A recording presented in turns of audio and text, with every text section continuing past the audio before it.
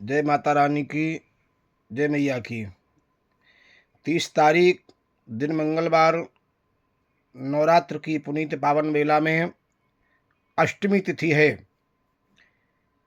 कुछ माताएं बहनें भक्तजन नवरात्र की पावन बेला में अष्टमी को ही पारण करते हैं, कन्या खिलाते हैं, हवन करते हैं।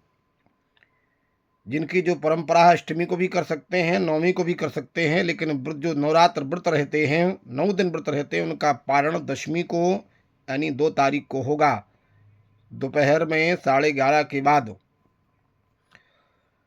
लेकिन कन्या खिलाने की जो बात है, तो आप अष्टमी का माता गौरी का पूजन कर सकते हैं। कन्या पूजन करके अष्टमी को आप पूजन करने के बाद 21 जोड़ा पूड़ी बनाएं घी की, और उसमें खीर का भोग लगाएं माता रानी का, और लौंग इत्यादि पान के पत्ते पर रखकर कपूर इत्यादि जला करके माता रानी से प्रार्थना करें। पान पर बतासा रखें।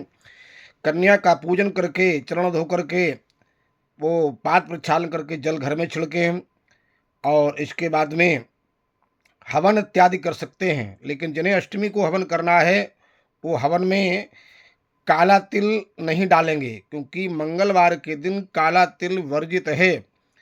तो पायस का हवन होगा। पायस माने खीर, हवन धूप इत्यादि, खोए की मिठाई, गुड़, अनार के दाने, बेल का फल इत्यादि इनसे हवन करें, और हवन करके माता रानी की कृपा प्राप्त करें, और कृपा प्राप्त करके अपना जीवन मंगलमय बनाएं। और जो विसर्जन करना चाहते हैं, तो कलश का जो जल होता है, वो कलश का जल निकाल करके जो जवारे घर में जगह होते हैं, जो कलश रखे हुए हैं, उन जवारों को लेकर के माता रानी पर अर्पित करते हुए समर्पित कर दें।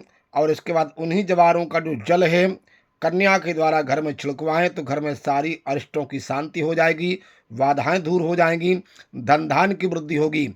और कुछ जवारे लेकर के लाल कपड़े में एक हल्दी की गांठी, और कुछ जवारे, एक सुपारी, लौंग का जोड़ा बांध करके चुंदरी में अपने कोषागार में लाकर में रख दें, जिससे धन धान की वृद्धि होगी, लक्ष्मी की वृद्धि होगी, और जीवन में आरोग्यता प्राप्त होगी। माता भगवती की कृपा प्राप्त करके जीवन मंगलमय होगा। ऐसा करने से हमारी दसों दिशाओं से विकास होना प्रारंभ हो जाता है, समस्याओं का समाधान हो जाता है, संकट दूर हो जाते हैं।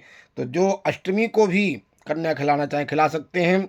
इसके बाद नवमी में भी कन्या पूजन होगा, और नवमी में कन्या पूजन होने के बाद में जो भक्त नवमी में कन्या पूजन करेंगे, लेकिन व्रत का पारायण दशमी को ही होगा, यानी 2 तारीख को।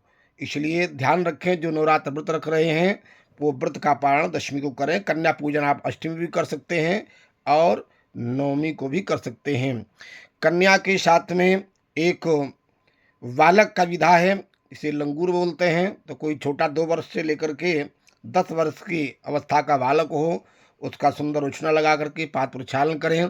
प्रक्षालन करके कुछ मुद्राएं भेंट कर दें, सुंदर भोजन कराएं, उससे भी आशीर्वाद लें।